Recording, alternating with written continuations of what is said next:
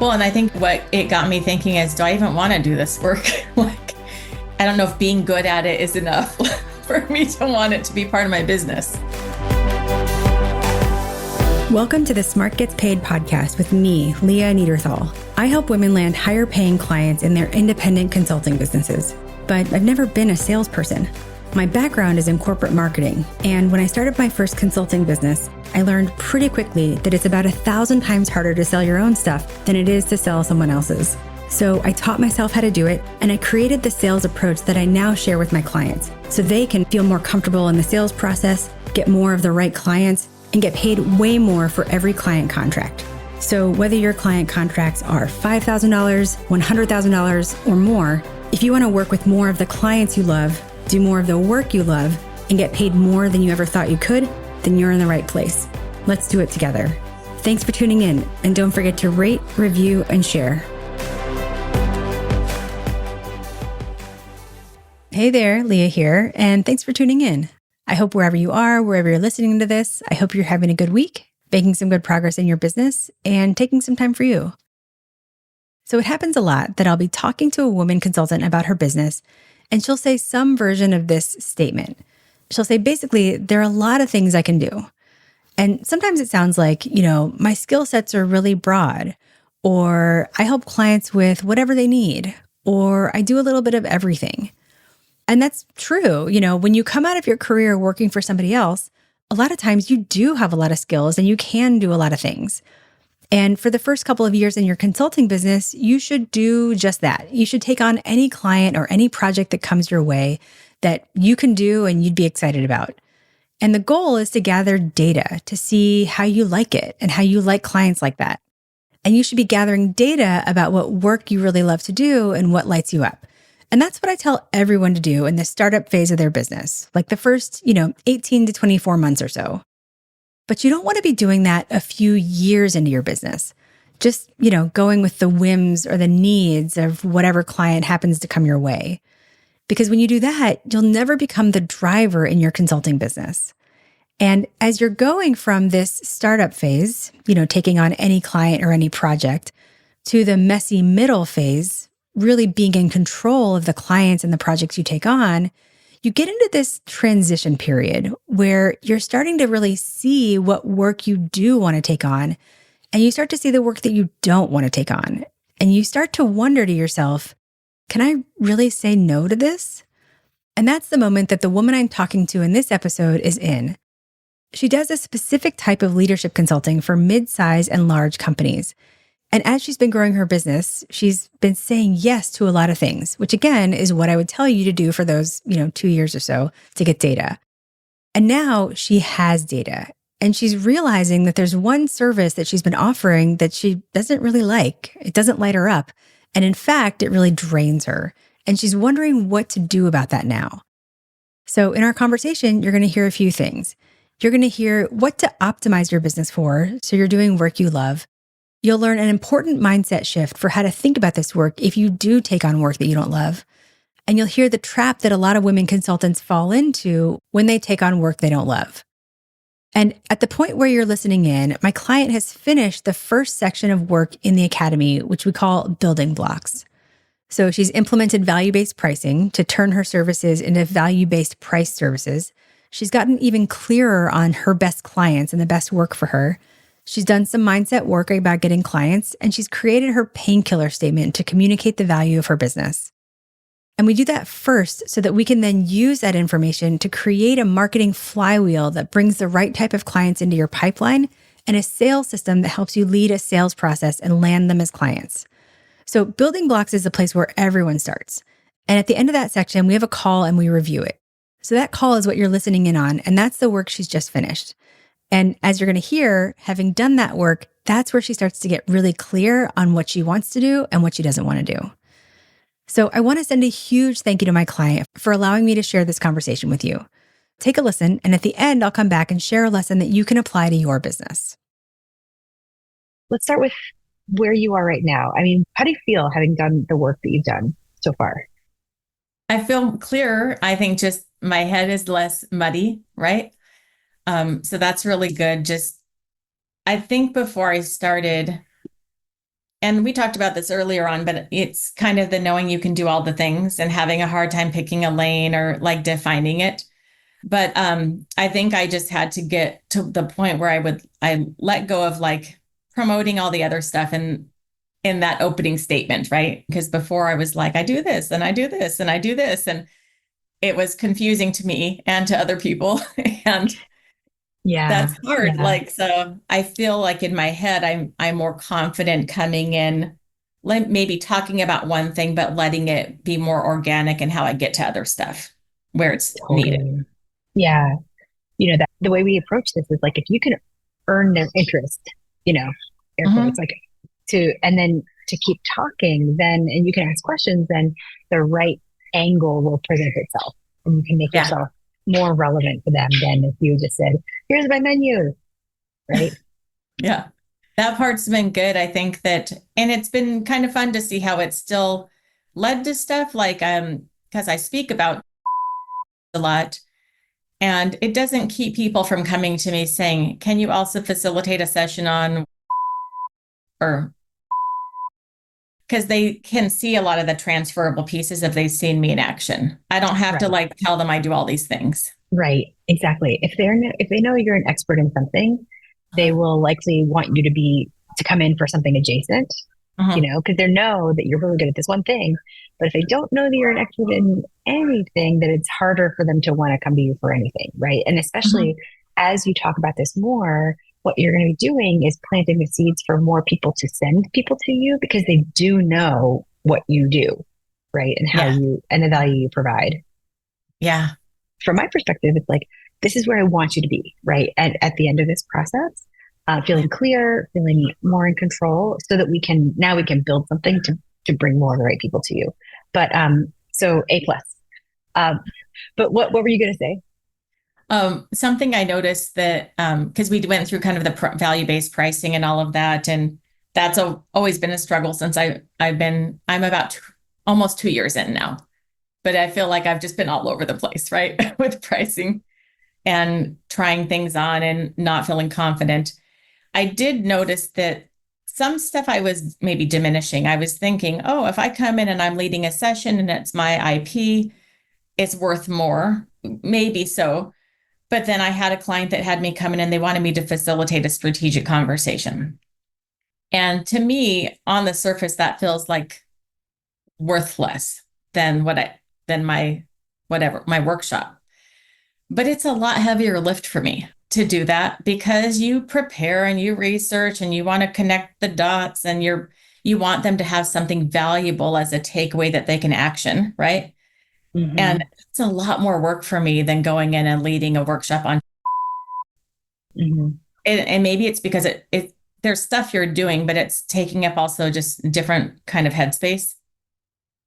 And Mm-hmm. I'm way underpricing that compared to other stuff I do.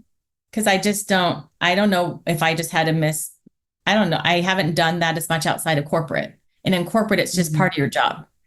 And Right. I was aware of it in a different way, when I started thinking about pricing and then kind of doing some of that work recently. Well, and I think what it got me thinking is, do I even want to do this work? like, um, I, Interesting. Say more I'm about that. I'm good at it, and I think that's why sometimes I feel compelled to do it. I'm a really good facilitator, but I don't love all of I love it in the moment. I don't love all of the peripheral stuff. I don't like all the prep. I don't like all the follow up. I don't like having to get them to a certain point by a certain time in the day. And it's not, I don't know if being good at it is enough for me to want it to be part of my business. I also think it's really high pressure if you think about it. Like, you know, you coming just with your smarts and Mhm. do you know what I'm saying? And like a plan for the facilitation. Sometimes there are times that I like may have a call with somebody and Mhm. used to happen a lot with like one-on-one clients. And I'd be so nervous for those calls because I'm like, I hope I do it well today. Do you know what I Mhm. mean? I don't know if that's the case with you also, but like I felt very exposed. Like and Yeah. I had to like give them something groundbreaking every time. Mhm. I did. I had this client I met with a while back, and she was like, "We want to walk away with all these things, right?" And she had this list. And in a perfect world, if everyone behaves themselves, maybe we could do that, right? But when you're working with an executive team that has like dysfunction and, you know, unaired grievances and all the things, right? Then you get in, you're like, but real life is these people have stuff they need to deal with. And if we don't deal with this, we are never going to get to your list of things. Mm-hmm. And so in that case, I did say, I know you wanted to walk away with this today. Here's what I'm observing. Are you okay if I make a shift? And she understood and it was fine. But I still, at the end, I like, it felt incomplete to me. And maybe that's more of the, I don't know, perfectionist tendencies or whatever you want to call it. Like I like to have things buttoned up and it didn't feel buttoned up. Well, it feels good when you help the client get to where they want to go, right? Yeah. Like, and if you didn't get that, even though it wasn't your fault, you're not Mhm. getting that, like, those positive chemicals. Like, I did a good job, you Yeah. know? Yeah. So, It felt lacking to me, like I wanted more time with them, but I don't have contracted more time with them. So I was like, good luck, people. right. And also, do you want more time with them? Because one thing I was going to say was like, what would it look like if you just didn't say yes to those? I Like, think what would I'd that allow you probably to do? I'd feel a lot better about the work that I am doing because I think the reason I like doing workshops is because there's closure and I'm giving them something. They feel awesome about it. They're excited to use it. I often do get more business because then I advise them on how do you operationalize this, like how do you bring it to life. But I don't usually sell that first because they have to have a compelling reason to think differently, which is what they get through the workshop. Mm-hmm, mm-hmm. So Yeah. I like that the workshop can be a little bit one and done, but it has some room to grow if they're willing to go there. Mm-hmm. And that's I don't know, that just gives me more the warm fuzzies and I feel like it does for them too, right? Yeah. We Yeah. just did this, we feel awesome, we're excited to go. Yeah. Well, and I think, what would your business look like if every engagement gave you those warm fuzzies and you It'd did be feel like you awesome. were doing a great job? Yeah. I think that would feel great even like that's probably all I've had like the last couple of weeks is all of the warm fuzzy stuff, which so I feel awesome about my business. Like even though it's challenging and it's hard and you're still having to like develop business and all, it feels like I'm doing the right mix of work where I've just been I've been happier and more optimistic about the next quarter. And there are a couple of things where people have reached out, can you facilitate where I've not committed, but I'm talking to them. Um, and I tend to like to do that, I think, a little bit more, not necessarily pro bono, but more as a way of giving back. Right. Well, because the warm fuzzies are that you've helped in some way, Yeah. Yeah. right? So I have a Well, couple of so nonprofits I'm doing that with now, but that's more pro bono or really low price, right? Kind pro of, bono. Yeah. yeah. Well, so what if you optimized for the warm fuzzies? What if you optimized the business for feeling really good when you walk away from any engagement? I think it'd be awesome. It's a little scary to say no to stuff, but but if I could get the right mix that all feels like the right work, that would be pretty incredible. Yeah. Yeah. Well, and listen, you can say yes to any project or any contract for any reason at any time, right? And I think also sometimes we have short memories and you're like, oh, I guess that wasn't that bad, and then you might do it again and you're like, nope, that was still bad. Mhm. But so if down the road you feel like, you know what, I need a cash infusion or I want to take this on for any other reason, you can always say yes, Mhm. but it can be the exception instead of feeling like just because they have interest or they Mhm. need you doesn't it's not a good enough criteria for you to take it on, you know, Yeah. because you're not in corporate and you don't have to, Yeah. you know, like I think this is really a little bit of like corporate unlearning, right? It's Uh-huh. resist the automatic yes, Yeah. right? And I think you and I have talked about that a little bit, right? It's like resist the Mhm. automatic yes. It's like they're asking for facilitation, and in corporate we'd be like, okay, but now we could be like, instead of just saying yes to what they ask for, we can propose solving their problem in the way that we can do it, right? And works for us. Mhm. Yeah. And so, and I think what you're talking about around the sizing is a great idea because it's like, I don't have to get you to a place. You just ask me for my opinion and I will tell you what I know, right? And I will give you Mhm. advice, which is a very different type of, pressure and expectation. And Yeah. because you can always control the advice you give, but you can never control the dysfunction in the room, you know? Yeah. Yeah. So you do have a lot of tools in your toolbox. I think I just want to encourage you to just remember that you're the boss and Mhm. you don't have to you can solve the problems in the ways that work for you and we'll get good results. Mhm. Um, and you don't have to take on or say yes to anything uh, where you're not going to feel good about it. Well, it's good to remember that. I think it's kind of this, maybe it's the scarcity mindset or whatever, but this year has been like this quarter is really good, but this year has really sucked revenue wise, like before this quarter.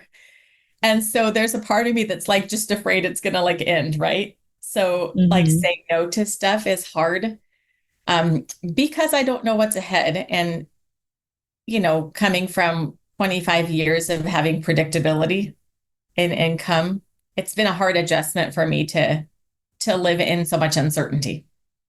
Hmm. Yeah. Well, and I Yeah. think the good news is that's why you're here, right? Hmm. We haven't even gotten to the marketing part or like the Yeah. actual biz dev part yet.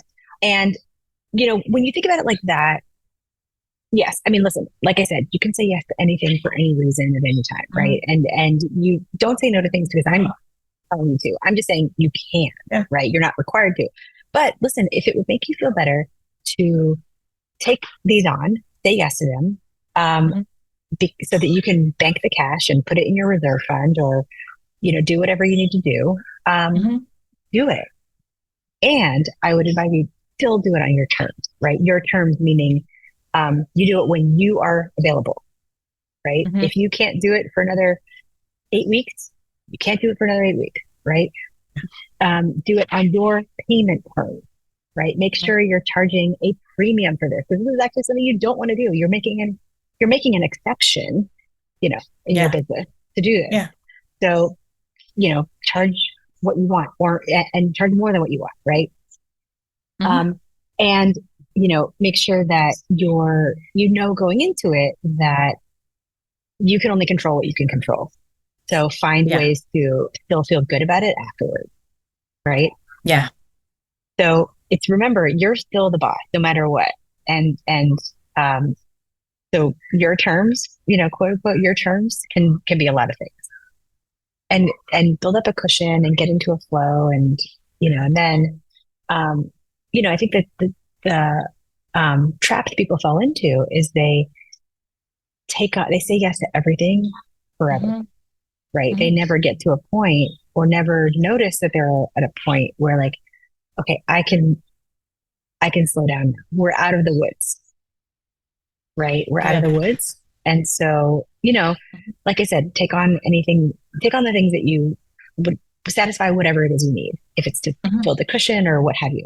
Um, but just remember, just remind yourself or set a date for yourself to check in and be like, how am I doing now? And can I let up a little bit? Yeah. I think what helped, I don't remember what part of the building blocks this was in. Um, Forgetting. I think it was a spreadsheet where it was maybe the revenue calculator where we were thinking through like what is kind of the revenue and thinking through the mix of work that would get there, right? Mhm. And Yeah. that was really good for me because I think I've just been thinking, do I have enough to pay my bills and to pay my taxes? Which is a really different mentality because it feels more frantic, right? Yeah. But it was really it helped my brain to think through, oh, if I were to like take the two things I do most often, I probably would need like I could do 24 workshops a year and 4 advising gigs. and be way more than okay, right? Mm-hmm. I don't know if that's the mix I want, but I could do that. And then Mm-hmm. what would that be per quarter? What might that look like per month, etc.? It's really not that much. It's not that heavy a lift if I break it down. Like it might be hard to get some of those, I don't know, but just the idea that I could like break it down smaller and Mm-hmm. have a way to Yeah. focus my energy instead of just feeling like I'm going Just, everywhere. yeah. Trying to get as much as possible is like Uh-huh. is a very hard goal, right? It's a really stressful goal. Um, it's funny you're saying like not that much. When you said 24 workshops, I'm like, what? That's I mean, not for a year though. for a year. I mean, you know the work better than I do. But also, if you charged $2,000 more than what you're doing now, could I you wouldn't, eliminate, yeah. right? Could you eliminate like Mhm. two of those, right? Yeah. So, Or I could do one more advising and fewer workshops because I make more money on advising. So I could exactly. shift that mix, but it was just the idea that, oh, like I could break it down and say, okay, next quarter I'm trying to book this many workshops. And when I book that many, Right. I can stop freaking out, right? Yeah, there's a finish line. There's a goal Yeah. line. Yeah. That's why, and you're talking to somebody who I'm like, I'm actually terrible at setting goals because it's always just like, okay, we're just going to work hard and try to, Yeah. do the best we can. But you never reach a goal line. And so you Yeah. never know when to stop, I you need to know? know when I've done enough to be okay. Not that you're going to stop developing business, but where I can think through my Q1, like my deck is full for Q1, and now I'm planning for Q2 instead of Hmm. trying to shove more stuff in Q1.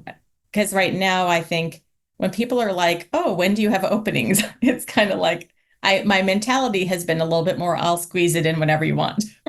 Hmm. Hmm. And it's good to be at the point where I'm like, oh, November and December are full. I'm booking now for January or Great. February. And I'm That's finding on your that terms. That's on your terms. I feel a ton better about knowing now that I'm booking for first quarter and I'm done. I technically could do more in Q4, but I'm saying no. I'm booking for Q1, which is Hmm. it just feels way better to know that I'm not piling more on. I wouldn't have been there kind of in my mindset before I did this work in building blocks. Mm. Yeah. Well, good. So you're at a great place. I feel like we've sort of pulled the car back, the like, little toy car. We've sort of pulled it back, and we're ready to like let it go. Yeah. All right. I love that conversation. And if anything you heard gave you an aha or an insight, be sure to share this episode on LinkedIn with your thoughts and tag me so I can see how you're thinking about it. So there's a lot we could unpack here. And, as always with these calls, a lot of threads we can pull. But I want to share one lesson from this episode that you can apply in your business. And it's this idea of the work that really lights you up and optimizing your business around that. So in our work, we talk about the 3 types of profitability for consultants: financial, professional, and emotional. With financial, we're talking about making great money to support your life. With professional profitability, we're talking about doing the work you love with clients you enjoy and being known for the right things. And with emotional profitability, we're talking about having fun, feeling good about your business, and feeling optimistic about the future. And each of these is really closely connected. I mean, if your financial profitability isn't great, then your emotional profitability isn't going to be great either. I mean, obviously, like if you're not doing well, then you're not going to feel great about the future of your business. But we don't often think about how professional profitability impacts our emotional profitability also. I mean, you heard it here from my client. When she's doing work that doesn't make her feel fulfilled or work where she doesn't feel like she can do a great job, her professional profitability really impacts her emotional profitability. Just how excited she is about running her business or not. And then, of course, the opposite is true. You heard her say that since she's been doing the work that really lights her up, she feels really good about her business. I mean, here's the thing. You're on an emotional roller coaster every week, every day even. It can happen where you can have multiple ups and downs even within a day. You've probably seen a graph called Day in the Life of an Entrepreneur, where it's like a line graph going up and down a bunch of times. And every peak is like, business is great. And every valley is like, this is terrible. And if you haven't seen that, definitely Google Day in the Life of an Entrepreneur graph. So we're sort of balancing on this pin. And it doesn't take much in the way of, any external factor to push us one way towards feeling amazing or the other way to feeling awful. There's so many external factors that can do that. A response from a client, reading something bad in the news, it all affects us. So what we need to do to steel ourselves against the external factors is make sure that the internal is strong, that at least the work we're doing is the work we love with the clients we enjoy. And you need both for professional profitability. So I want you to think about, to what degree are you working with the right clients, the ones who light you up? And to what degree is the work that you're doing lighting you up? And when you have professional profitability and emotional profitability and you're charging the right amount, the financial profitability follows. And when your three types of profitability are in balance, you have a business that's not just profitable, it's sustainable and enjoyable. All right, I'll see you next time.